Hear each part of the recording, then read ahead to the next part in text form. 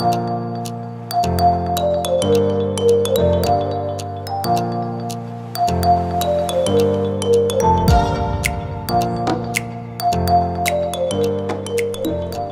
iniciando mais um Amadcast e hoje com a querida Brenda Torres, que é nossa associada e também uma excelente advogada, que vai compartilhar a sua experiência e também falar um pouco sobre o curso dela de oratória, que também é uma das habilidades que todo advogado, óbvio, deve desenvolver. Bem-vinda, Brenda. Obrigada, olá a todos. Muito obrigada pelo convite, Ana. Estou muito feliz de estar aqui novamente, para falar sobre esse tema que de fato é fundamental, para qualquer profissional, a boa comunicação, mas acho que para nós advogados é pressuposto, É essencial. É elementar. Mas antes assim, da gente entrar realmente falando sobre oratória, comunicação, Brenda, conta um pouco da sua trajetória. Bom, eu sou sócia do Santos e Torres, advogada, imobiliarista, especializada em direito imobiliário. E a minha trajetória com a comunicação, ela é interessante porque eu demorei bastante para observar isso como uma habilidade, como algo que pudesse ser ensinado a outras pessoas de tão genuíno que era. Assim, eu acho que é, de fato, uma habilidade natural.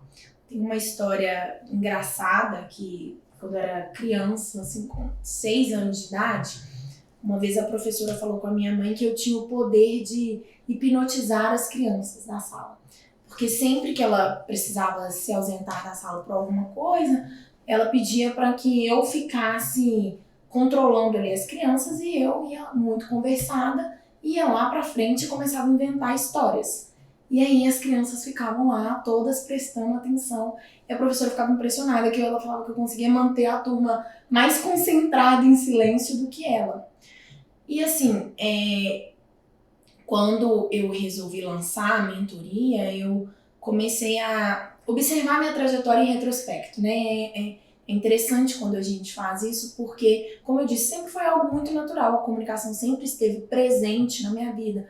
Sempre fui oradora de todas as formaturas, uma pessoa muito comunicativa, nunca tive nenhuma dificuldade para falar em público, para me apresentar. Então isso era muito natural. E na advocacia é uma habilidade muito importante, Então eu nunca tive dificuldade para fazer uma sustentação oral, para fazer uma audiência, enfim. Falar em público não me gerava nenhum desconforto, Hoje, estando como secretária-geral adjunta da Comissão da Mulher Advogada, em outros cargos, na própria Comissão de Direito Imobiliário, na AMAD, sempre que tem algum evento, alguma palestra, eu acabo estando envolvida nisso e faço com essa naturalidade. Fiz curso de teatro, mas assim, coisa amadora, fiz teatro na escola, quando criança, e claro que eu tenho certeza que isso contribuiu, mas eu vejo mais como uma habilidade natural que um pouco inconscientemente ou talvez não tão propositalmente eu fui trabalhando ao longo da minha vida e acabando ocupando posições em que a fala, em que a oratória era muito importante. Então eu fui, claro, treinando vários meios de comunicação, várias situações em que eu precisava falar, e aí eu percebi, inclusive de modo recente, assim, até as pessoas perceberam, e falavam, nossa, você fala muito bem, você podia ensinar. E aí eu pensei, por que não? Se é uma habilidade tão importante, E aí, claro, eu fui estudar um pouco mais com afinco para desenvolver uma metodologia para uma mentoria. E assim, falar em público, muitos têm, a grande maioria tem muita dificuldade. Óbvio que aí vai ultrapassando, muitos vencem isso, fazem curso, tentam descobrir porquê do bloqueio, mas quando no seu caso, que foi natural e já é nato, eu já assisti palestra sua, você fala muito bem, se coloca muito bem, se expressa muito bem, e isso na nossa profissão é muito importante. E assim, agora que você já está com essa mentoria, o que você poderia indicar para todos assim, os associados terem uma comunicação mais assertiva? Qual que seria o pontapé inicial para aquele que está mais inseguro? Porque a gente no dia a dia com audiência, com sustentação oral, é claro que às vezes, no decorrer, quem já tem mais tempo de profissão, começa a desenvolver e não fica tão nervoso. Mas eu conheço muitos advogados de muitos anos de profissão que ainda não se comunicam tão bem. Que não fazem uma sustentação oral. E às vezes não é por receio, é porque não consegue, trava, não é falta de conhecimento. Sim. É porque realmente tem algum bloqueio ali. Sim. São várias situações, e assim, antes de adentrar no ponto do que eu acho que a gente pode fazer, eu acho importante ressaltar o seguinte, independente de ser uma habilidade ou de se ter um bloqueio, eu gosto de dizer o seguinte, por que não utilizar todos os recursos que temos a nosso favor? Eu penso que a comunicação, porque, por exemplo, eu já ouvi de alguns colegas advogados assim, não, eu sou o advogado que peticiona. São profissionais brilhantes que fazem excelentes petições e não se sentem confortáveis em fazer uma audiência. E tá tudo bem. Outras pessoas às vezes falam comigo, assim, até de outras profissões, eu não precisaria de uma mentoria porque eu não falo em público, não gosto e eu não falo. Mas a questão da comunicação a todo momento nós estamos comunicando.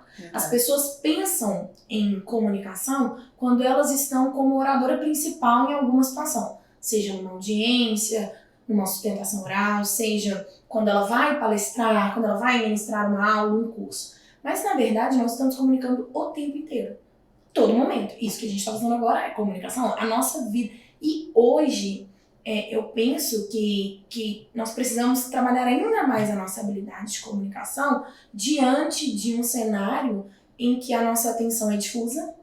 Hoje é muito mais difícil atrair e reter a atenção. Mais do que atrair, reter. Porque a todo momento você está com o seu celular sendo bombardeado de conteúdo. Então você está num jantar.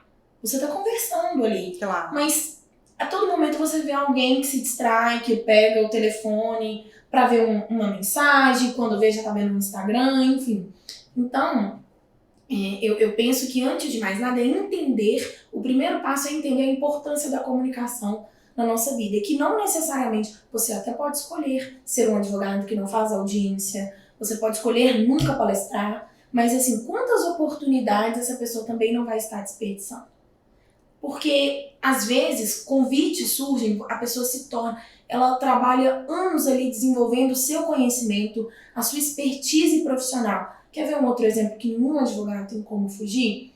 Na hora de falar com o cliente. Exatamente. Você tirou fazer uma boa porque reunião. Às vezes você vai apresentar ali uma solução, uma estratégia, está atendendo ali numa consulta ou em reunião, e se o advogado não conseguir expor de uma forma bem assertiva o que ele pretende com a estratégia, pode ser que o cliente deixe de contratar, e muitas vezes o que faltou foi exatamente a comunicação. Eu falo muito da eloquência, né? Eu penso que a eloquência ela é o ponto-chave, assim, o ouro da comunicação. E por quê? Já estive em diversas reuniões, por exemplo, eu não vou nem citar palestras, esse tipo de situação, mas em reuniões em que eu sabia que o profissional ali era muito bem preparado, anos de expertise, mas a pessoa não transmite aquilo naquela comunicação. Ela é tão retraída, ela é tão... que ela fala ali de um jeito que não envolve o cliente ou que não traz clareza. Eu acho que na nossa área tem um grande dificultador, que eu vou falar mais adiante, que é algo que acho que para os advogados a gente deve prestar mais atenção, que é transitar entre os diversos meios de comunicação e as diversas situações em que a gente precisa comunicar. Traduzir o juridiquês para o cliente é uma dificuldade. Por quê? O cliente naturalmente não está habituado à linguagem jurídica, sobretudo processual, e muitas vezes o que a gente precisa é explicar para o cliente o que está acontecendo no processo, qual que é a estratégia. E às vezes você explicar para o cliente o que é uma liminar, o que você está fazendo ali no processo é complicado. O que eu vejo muito? Ou o advogado se mantém no juridiquês ali perfeito e o cliente não entende absolutamente nada e por vezes as pessoas têm vergonha de falar que não entendeu e ela sai... Ela fica, mas assim, ela não tá não entendi nada, absolutamente saiu, nada. Não entendi nada. E às vezes A depender do perfil do cliente, assim, confio nesse profissional, vou deixar. A depender, se é numa consulta, por exemplo, você não conquista aquele cliente naquele momento. Porque ele não entende o que você fala. Ele não consegue entender, tá, mas qual que é a solução para o meu problema? E por outro lado, uma outra ponta, eu acho que a gente vive um antagonismo, que eu conheço muitos profissionais que para traduzir o juridiquês perdem a técnica. Acabam usando uma linguagem que não é adequada, às vezes, ou o momento de se utilizar, né? Porque o jeito que a gente se comunica numa audiência é totalmente diferente do jeito que você comunica fala com o cliente, com outro advogado, com o cliente. E também, algo que eu falo muito até para minha equipe no escritório a gente precisa entender o perfil do cliente. Tem cliente que tem mais discernimento, tem cliente que tem mais conhecimento, então com ele quer saber mais e até do que a pessoa quer. Porque no final do dia, a comunicação, o que importa é você transmitir uma mensagem. E se tratando de cliente, é você entregar para o cliente aquilo que ele precisa. Então eu falo muito com a minha equipe, olha, se esse é um cliente, tem clientes que gostam de atenção, que eles querem detalhes. Então, para esse cliente, nós vamos trazer mais detalhes e mais informações processuais.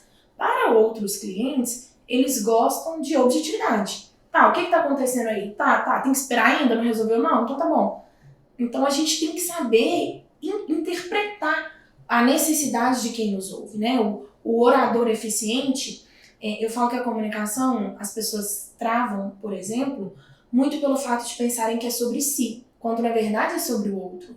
Então, quando eu vou fazer uma palestra, um discurso, uma reunião, eu não vou pensar, como eu vou ficar confortável, todo mundo me olhando. Não, você tem que pensar no público. Qual é a melhor linguagem para aquele público? Como você vai construir uma linha de raciocínio clara e lógica que aquele público vai entender? Seja um cliente, seja uma Câmara de Desembargadores. Você precisa saber adequar e trabalhar isso. Então, eu vejo que essa é uma dificuldade grande na nossa área, né? Porque o advogado, ele transita em muitos ambientes e, na sua grande maioria, muito formais, muito solenes. Então, acaba tendo, talvez, essa dificuldade na migração e na adaptação da melhor linguagem de acordo com a situação. Eu vejo muito, porque os nossos colegas, assim, às vezes, fica com um juridiquês e fica... Para o cliente, ele realmente não compreende. Só se tiver formação em direito e olhe lá, porque dependendo, ele não vai nem recordar se ele não atua mais.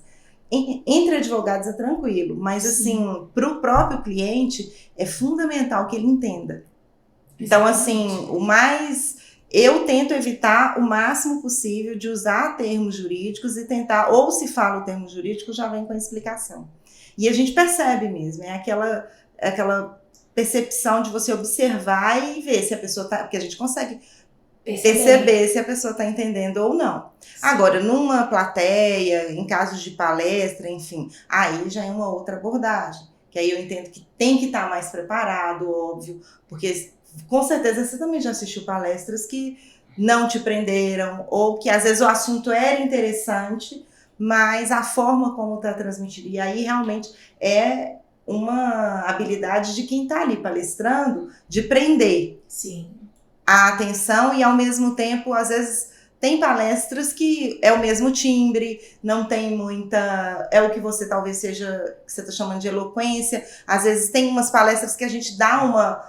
Peraí, o que ele está falando? E começa a prestar atenção. Então, assim, são técnicas que a gente sabe que a pessoa que está ali utilizando da fala pode comunicar-se melhor. E para mim isso é fundamental. E até numa sustentação oral. Sim. Porque a gente sabe o tão quanto é difícil a gente chegar ali na tribuna, tá todo mundo te olhando e a grande maioria não tá prestando atenção.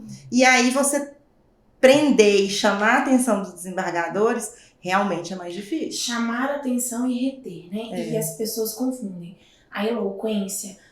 Então, né, existem vários advogados famosos. Então é gritar, fazer... Não tem nada a ver com isso. Você não precisa escandalizar ninguém, não é necessariamente gritar.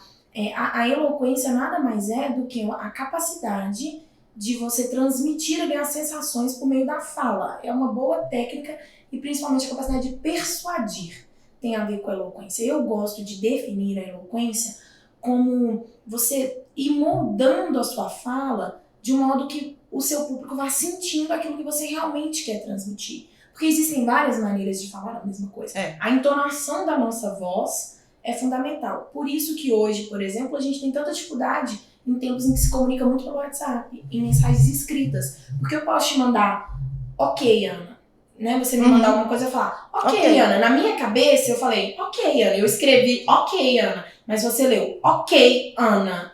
Então você já fala, nossa, por que tá falando comigo assim? Né? Então, assim, inclusive eu tenho uma estratégia no escritório, porque isso que você falou, assim, de ler o cliente e adequar a comunicação para ele, vai muito além do como falar também. Hoje nós temos vários recursos, né, para se comunicar. Então lá no escritório eu uso muito uma técnica que é a mensagem escrita e o áudio. Claro que eu preciso saber se aquele cliente gosta de áudio ou não, porque tem pessoas que têm pavor, tem pessoas que têm essa necessidade. Então tem um cliente que ele gosta da ligação. Para esse cliente, vamos ligar. Oi, fulano de tal, tudo bem? Tem cliente que se ligar pra ele vai morrer, ele vai achar assim, é urgente, tô trabalhando, tá me incomodando. Enfim, que inconveniente isso. Então, ler o perfil do cliente é fundamental e adequar a comunicação para ele. Como que eu faço, assim, em situações difíceis de explicar, ou tem aquela máxima, né? Tem e-mail que poderia ser uma reunião, tem vários e-mails que poderiam ser uma reunião e tem uma reunião que poderia ser o e-mail. Então, assim, entender isso, porque, claro, se é necessário, vamos agendar uma reunião para explicar. Mas, às vezes, é uma situação ali que o termo jurídico, o que você vai dizer pode não ficar tão claro numa mensagem escrita. Ou vai ficar aquela mensagem escrita enorme, que você precisa detalhar, né? Contar o que aconteceu para o cliente, explicar uma estratégia. O que eu faço? A gente sempre manda por escrito, até por uma questão de formalizar, né, o registro. É mais fácil de localizar por escrito no WhatsApp. Então a gente tem essa técnica no escritório e normalmente essa incumbência é minha. Eu que mando o áudio pro cliente. Minha sócia, por exemplo, eu não sei como ela consegue dar uma pessoa que nunca, em nenhuma hipótese, manda áudio. Ela escreve textão, mas não manda áudio. Então eu, normalmente, sintetizo aquela explicação e trago a linguagem metafórica. Muitas vezes eu explico para o cliente usando exemplos de olha, isso é tal como assim, assim, assado, essa situação. Eu realmente traduzo para o cliente, olha, o mandado foi expedido, significa que o oficial de justiça, ele vai até o imóvel, ele vai falar com o seu inquilino, ele vai apresentar para ele um documento, vai dar a ciência para ele de que esse processo existe, a partir daí vai contar o prazo de 15 dias para ele desocupar o imóvel, um exemplo. Então eu falo isso no áudio, sempre com essa linguagem. Você entendeu? Ficou claro? Ao final eu sempre pergunto, está claro para você? Ficou com alguma dúvida? Se essa dúvida persiste demais, eu não vou ficar mandando 30 áudios, eu vou marcar uma reunião, eu vou ligar para o cliente, né? Então assim, e isso vale para tudo.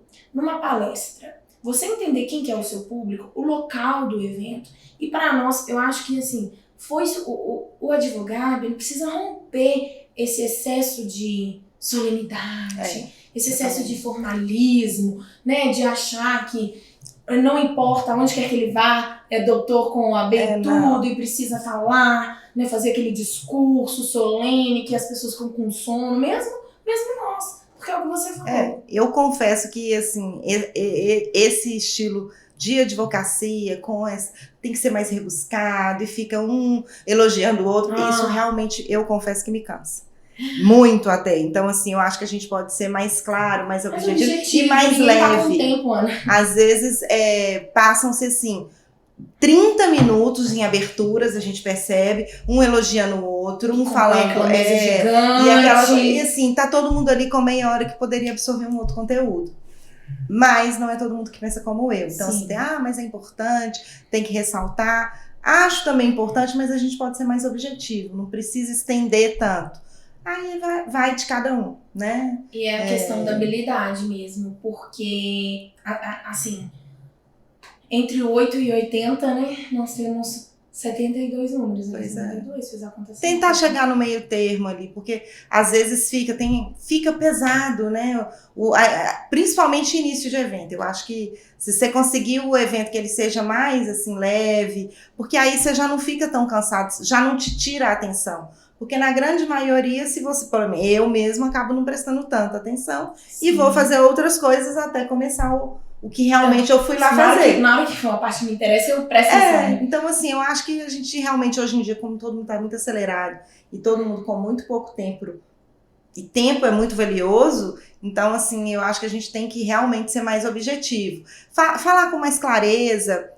O mineiro, ele tem isso é nosso, eu também falo. A gente engole muito as palavras, a gente diminui muito as palavras. Então, assim, eu tento me policiar ao máximo, porque a gente, sem querer, a gente está reduzindo e isso dificulta a nossa compreensão.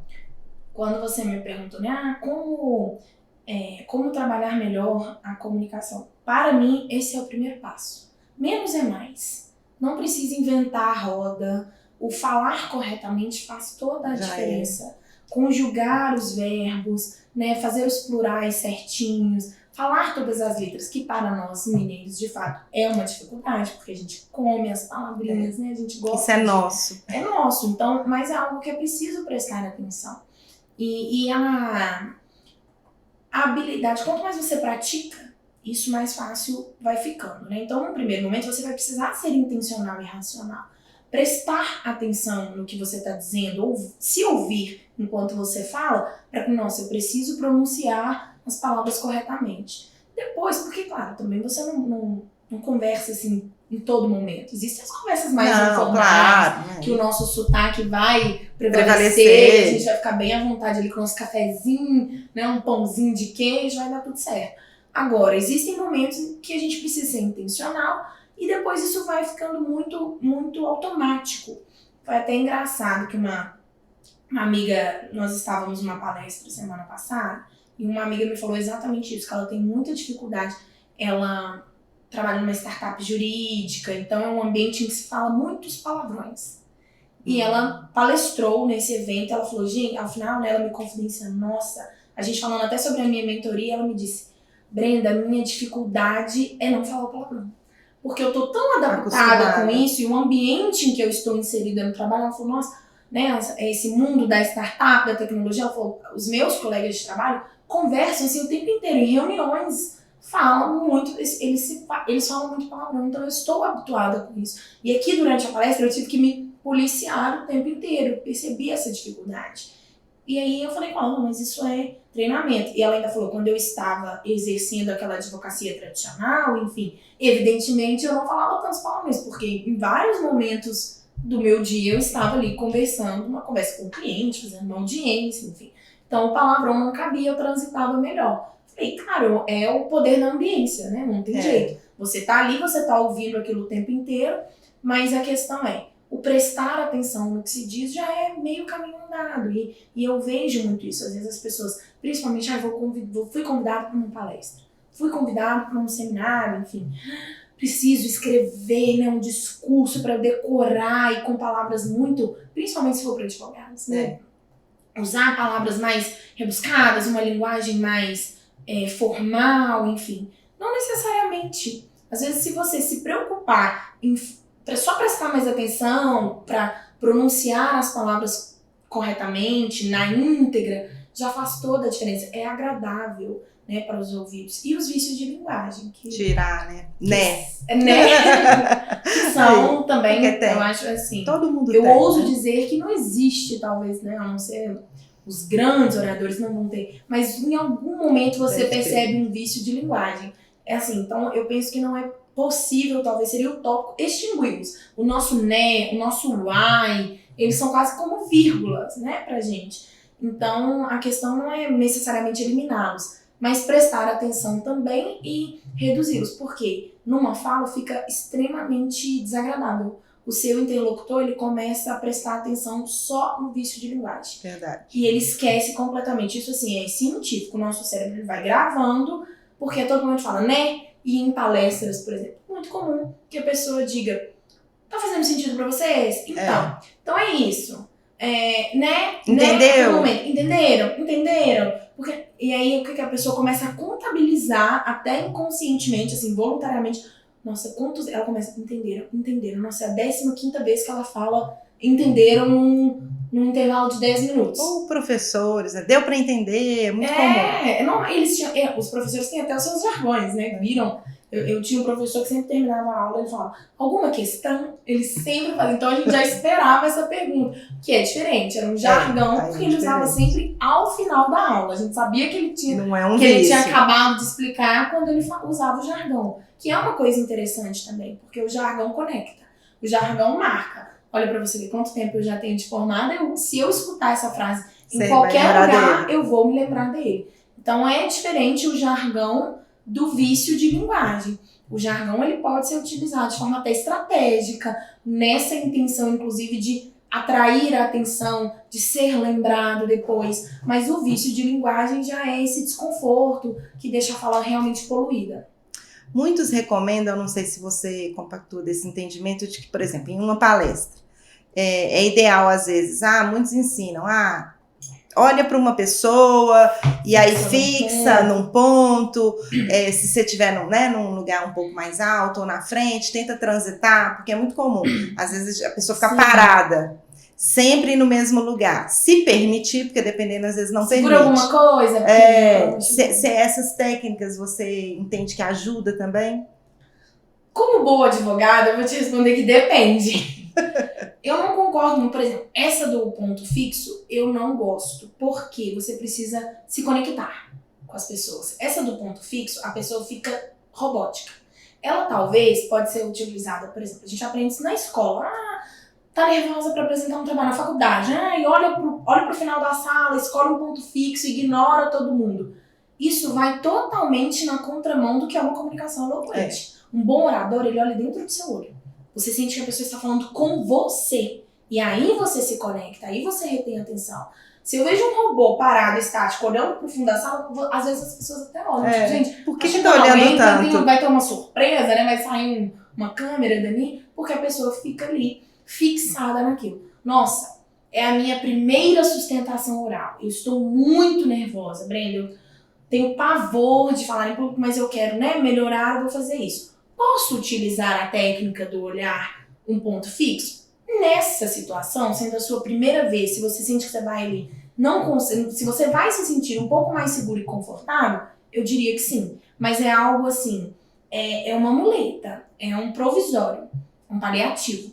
Utilize nas próximas, quando você estiver mais confiante, comece a desenvolver, comece a buscar profissionais que te ajudem para você perder essa insegurança e parar, porque principalmente para os desembargadores, essa é inclusive uma técnica. Quando você olha, às vezes eles estão distraídos, e você olha e você fala o nome de um deles, eles levantam a cabeça e olham para você. Então esse é o momento de conexão, esse é o momento de atrair atenção. Mesma coisa a questão dos gestos. Eu sou extremamente gesticuladora, você tá vendo que eu fico mexendo, acho que se eu tivesse que falar assim, sem os gestos, eu ficaria muito desconfortável. Mas existe um limite, A boa técnica, eles recomendam, os livros, assim, a parte teórica da oratória recomenda que você não ultrapasse, que você imagine uma caixa, que um campo aqui mais ou menos paralelo ao seu corpo, de modo que você não seja extravagante, fique assim, parecendo que você tá numa micareta, num show. Então, assim, gesticule, o gesto faz parte. Por exemplo, quando você quer indicar tempo no futuro, no passado, esses gestos, eles corroboram com o seu discurso. Mas tentar manter-se no seu campo, no seu espaço, para que não seja desconfortável demais também. Porque tudo em excesso é desagradável. Então, quando você gesticula demais, movimenta demais, por exemplo, o andar. Se você fica indo de um lado para o outro, as pessoas ficam cansadas de te acompanhar. Se você gesticula demais, elas param de prestar, tem o efeito reverso, elas param de prestar atenção no seu discurso e começam a prestar atenção nas suas mãos. Então é um equilíbrio. O gesto ele te ajuda, se você souber utilizar da forma correta, e manter ele muito próximo do seu próprio corpo. E tem que tomar muito cuidado, até por causa que o gesto, dependendo, ele pode ter, às vezes até, dependendo da forma, evitar, às vezes, de apontar. Muita gente, às vezes, sem querer, quer estender a mão um pouco mais, projetar, e às vezes aponta para alguém. Então, eu penso assim, você tem que tomar muito cuidado. E você mantendo nessa linha, como você indicou, você não vai ter essas situações. Exatamente. Outro dia, eu estava assistindo um jornal, quase nem no almoço, um jornalista até, porque se a gente prestar muita atenção neles, a gente aprende muito. Sim. E aí, ele sem querer, ele parou, não vou falar quem é, porque até gosto dele, e aí ele parou e fez um gesto que dava parecendo, eu olhei, e aí eu fiquei pensando, eu parei de prestar atenção no que ele tava falando, e olhando, gente, como que ele tá, parecia um gesto obsceno, ele não estava fazendo, Sim. mas a forma como parou. Então assim, a gente Olha tem que como tomar, você se eu fui pra desconectou outra, pra totalmente da notícia de notícia e tudo, foi do jeito que ele parou. Então, assim, um grande telejornal. Então, a gente tem que tomar cuidado até com os gestos. E até pessoas que estão há muitos anos, super renomado, sem querer, não foi intencional, ele tava com as mãos ali, ficou estranho. Eu falei, gente, olha... Aí depois desfez, ou ele consciente ou inconsciente, ele percebeu. Então, a gente tem que realmente, assim, principalmente quem não tem habilidade. Eu acho, assim, às vezes fixar para quem não tá... ainda habituado, em alguém, eu acho mais fácil do que fixar, sei lá, pro nada, porque parecendo que você não tá olhando e nem prestando atenção, fica meio robótico mesmo. Sim. E aí, assim, aí tenta, né, eu acho que é uma boa dica, sei lá, ser o mais simpático possível, prestar atenção, porque se também transitar demais, a gente fica tonta quem tá assistindo. Sim. Porque ninguém consegue ficar assim. Porque você fica igual ping-pong, né? Igual não dá, tem que ser um pouco mais devagar. É difícil achar esse equilíbrio para quem ainda não, né, mas nunca falou, mas vai tem, aprendendo aos poucos. poucos. Por isso que estudar isso é o que eu disse. Se você passa a interpretar a comunicação como uma ferramenta que pode impulsionar seus resultados, aí vale a pena fazer esse nível de estudo, de dedicação para aprimorar mesmo, né? E muitas pessoas... eu vejo que elas confundem. Por exemplo, existe uma máxima que a pessoa tímida não é uma boa oradora, enquanto que a pessoa extrovertida é uma boa oradora. Não necessariamente. Existem pessoas tímidas, retraídas, que são excelentes oradoras, que naquele momento elas conseguem falar muito bem, trazer essa clareza. Às vezes, algumas até não tão eloquentes, mas que passam bem a mensagem que quer passar. Por outro lado, existem pessoas extremamente extrovertidas que se perdem. Ou que são expansivas demais. E aí vai para um outro caminho e sai do foco. Que acaba sendo prejudicial. Então, quebrar esses paradigmas também e começar a pensar uma técnica muito importante, e aí para quem faz palestra, por exemplo, os criminalistas, eles estudam muito isso. Porque, principalmente os que fazem tribunal de júri. Porque eles leem as pessoas e eles escolhem, né, muito bem, tem toda uma técnica, uma estratégia para compor o júri, e ao longo ali das falas, da sessão de julgamento, eles vão também percebendo se o discurso está sendo absorvido ou não. E para isso, para nós, no geral, existem técnicas de leitura da linguagem corporal. Porque quando você... Então, isso que você disse de olhar para as pessoas, né, e para mais de uma, é muito importante, porque você vai percebendo.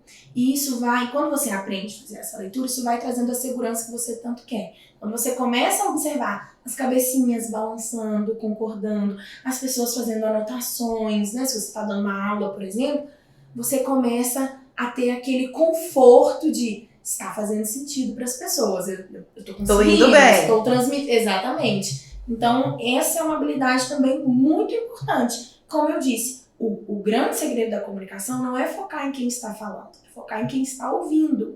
Porque quando, às vezes, as pessoas focam nessas técnicas de eu quero falar com muita eloquência, mas saber fazer a leitura do público é tão fundamental quanto saber, né, estudar as outras técnicas para você falar. Porque uma coisa está totalmente relacionada à outra. De nada adianta você ter um discurso excelente se ninguém vai fazer um sentido para as pessoas, se elas não estão absorvendo. O que me ajuda também muito, assim, eu sempre me preparo muito. E isso já, para mim, me dá uma segurança. Eu jamais falaria algo que eu não sei. Porque Sim. Aí, realmente, eu não conseguiria. Isso já, eu iria ficar nervosa. Uhum. Porque não tem como você passar a segurança de algo que você não domina. Sim. Então, tem pessoas que conseguem. Porque a gente já assistiu também vários discursos, várias pessoas. A gente percebe pela fala dela que ela tá superficial. Mas isso aí é de cada um. O que me traz segurança, e um dos pontos, assim, eu acho, tentar falar super bem, eu acho que, né, as palavras corretamente, como você indicou, mas também estudar muito o que vai ser falado, porque isso já me dá uma paz. Fundamental.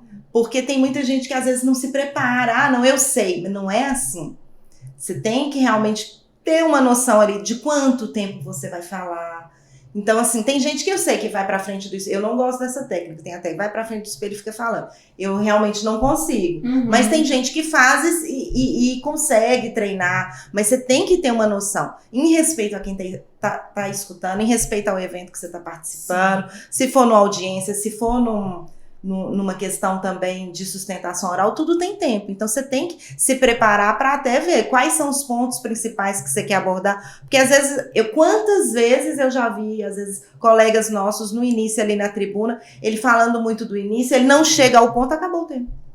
E ele não chegou ao ponto que ele queria transmitir, por exemplo, os desembargadores. Então, não tem como. Você tem que ter esse poder de síntese ali para equilibrar. Olha que interessante. Essa questão do poder de síntese era uma grande dificuldade minha quando eu comecei a produzir conteúdo na internet. Porque eu falo demais. Eu sou detalhista, eu gosto de esmiuçar, né? Eu tenho uma amiga que fala assim, eu adoro que você conta os casos porque eu me sinto vivendo. Os detalhes, eu sei as roupas das pessoas, você conta de uma maneira que eu falo, eu tava lá. Com riqueza de detalhes. Porque eu gosto de ser minuciosa. E quando eu comecei a fazer stories, por exemplo, eram 15 segundos. Eu ia falando pra pensar, né? Vou falar aqui hoje, sei lá, vou falar sobre um contrato de locação. Aí eu começava. Oi, gente, boa tarde, tudo bem com vocês? Ninguém me respondeu, eu já falo, tudo bem com vocês? Nananana. Já acabou os 15 segundos, eu não tinha nem chegado. Aí ao final do dia eu olhava, eu tinha feito 75 stories, assim, tinha um monte de coisa pra eu falar de um assunto. Evidentemente que ninguém chegava até o final. Eu começando ali no orgânico. Então, assim, essa foi a minha dificuldade. Foi um excelente treinamento, porque eu falei, eu preciso aprender a falar mais rápido, porém com clareza, porque às vezes é isso também. Na internet as pessoas falam muito rápido, só que às vezes não tem clareza nenhuma. Você fica, o que falou mesmo? Falei, entreguei, tá num Reels, 90 segundos, você fala, meu Deus, não entendi nada. Então, assim, tem coisas que você também precisa saber. A sustentação oral, no nosso caso, via de regra, 15 minutos. Não tem o que fazer, você precisa respeitar isso, entender e construir ali um discurso, saber, né? Aí entra até mais na técnica processual do que talvez na oratória, de você entender quais são os pontos relevantes, o que você quer chamar a atenção. Porque, claro, que você não vai falar o seu processo inteiro ali. Não tem como. Enfim, você tem que ser estratégico. Mas essa questão do tempo, além de... É uma característica que eu acho elementar, principalmente na posição de quem organiza eventos. Para mim, um bom orador é aquele que vai cumprir o prazo. Não tem nada mais deselegante e as pessoas acham que, assim, eu tô arrasando, o público, né, às vezes tá ali... aquele alvoroço, fazendo várias perguntas, quando abre para perguntas, nossa, a plateia inteira toda hora tem uma pergunta. Cabe a quem está sendo orador organizar o seu discurso para cumprir o tempo. É extremamente elegante. Se você me convidar, Brenda, vamos gravar um podcast de 40 minutos, eu tenho que preparar o que eu vou falar em 40 minutos. Eu poderia falar 4 horas? Poderia, mas você não me convidou para falar 4 horas. Você me convidou para falar 40 minutos. Se eu não cumpro isso, eu desrespeito o seu evento, eu atrapalho o seu cronograma todo. Muitas vezes, se tratando de seminários e palestras, e é o que você falou, no nosso meio, o que acontece? A pessoa tem 40 minutos, ela gasta 10 falando de um por um, elogiando um por um, a formação, indo lá em Sobral Pinto, para depois ela entrar no tema dela. Quando ela entra no tema dela, tem 5 minutos. Exatamente. E ela se incomoda e acha que pode estender. Sobretudo se ela estiver entendendo que o público está gostando. Só que existe um cronograma do evento ali. Então, assim, a boa comunicação é aquela também que você cumpre o que lhe foi incumbido. Eu quero que você fale disso em tanto tempo. Então, estudar uma sustentação oral, por exemplo.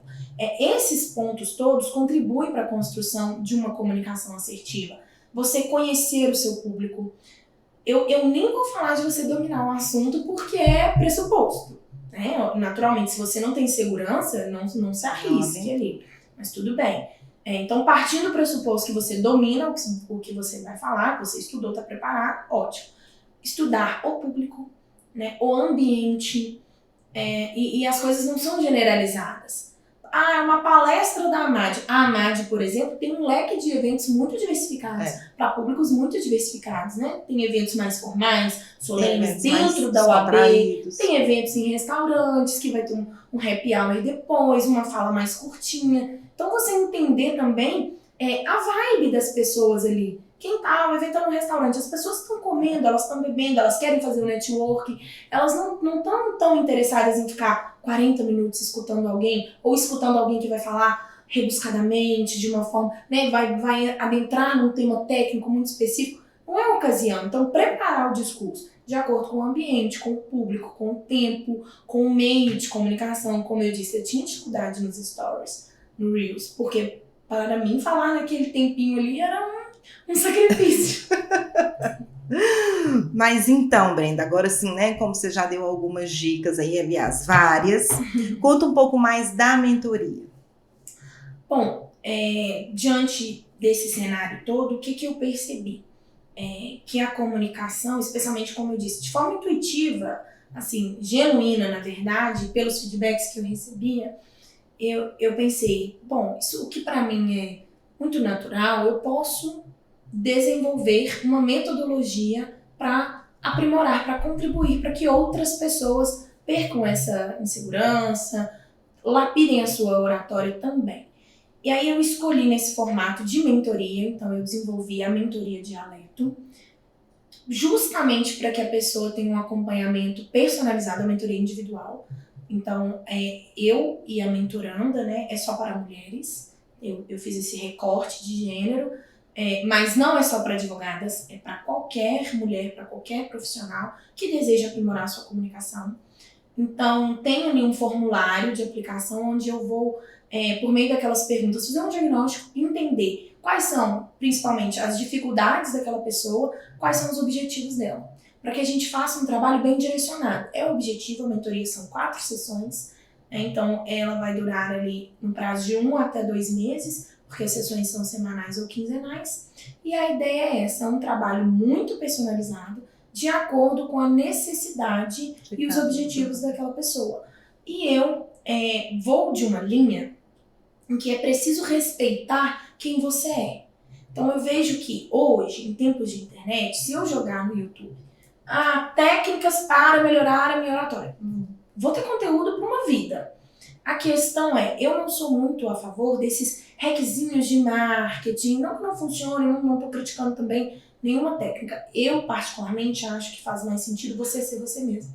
Porque eu penso que tudo que você faz que não é genuíno, que é muito forçado, você não sustenta no longo prazo e você fica em algum momento desconfortável. E isso desconecta com as pessoas. Por que eu tô falando isso? Não adianta uma pessoa que é muito reservada, muito tímida, querer de repente se tornar totalmente extrovertida, exatamente. Né? Nossa, agora você vai ter que fazer uma palestra e você vai ter que fazer uma coisa assim totalmente fora da sua zona de conforto e quebrar o gelo. Essa pessoa, ela até pode fazer até bem, mas ela vai sustentar isso no longo prazo? Ela vai estar confortável com o que ela está fazendo? Então, eu pensei no formato de mentoria justamente por isso. Poderia ser um curso? Poderia, talvez em algum momento eu desenvolva algo nesse sentido, mas nesse momento eu pensei na mentoria porque eu gosto desse trabalho personalizado. Então vamos entender quem é a Ana, as características da Ana, os objetivos, necessidades, quais são os meios de comunicação que ela vai falar e vamos lapidar a Ana. A Ana não precisa deixar de ser a Ana, a Ana nunca vai ser Brenda. A gente só vai e você pode ser tão eficiente, ter uma comunicação extremamente assertiva, uma oratória eloquente, encantar as pessoas sendo você, respeitando aquilo que é importante para você.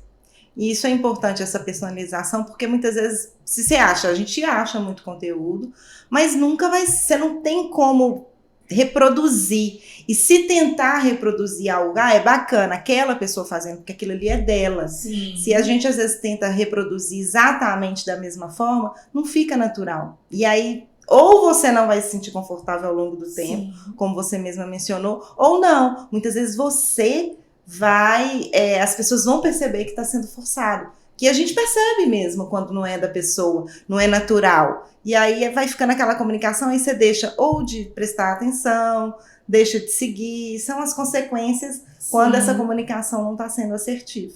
Exatamente.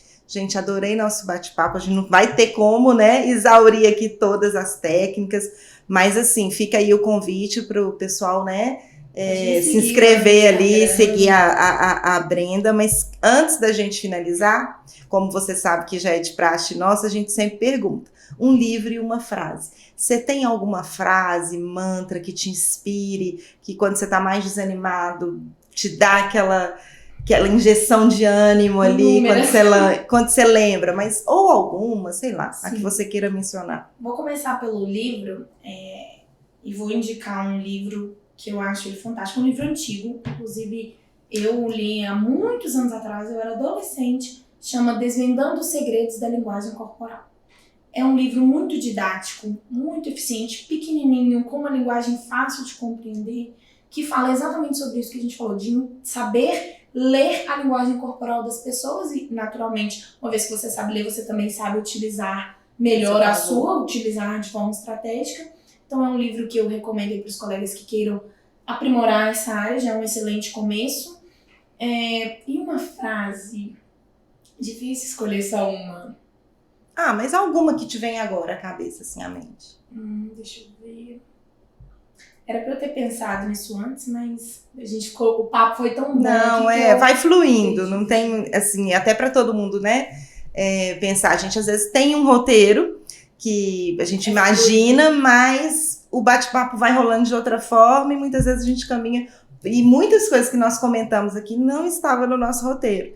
E eu acho que é isso que é o diferencial mesmo, porque fica muito natural, é para ser um bate-papo mesmo leve. Sim, eu vou falar uma frase que eu acho que eu não vou lembrar.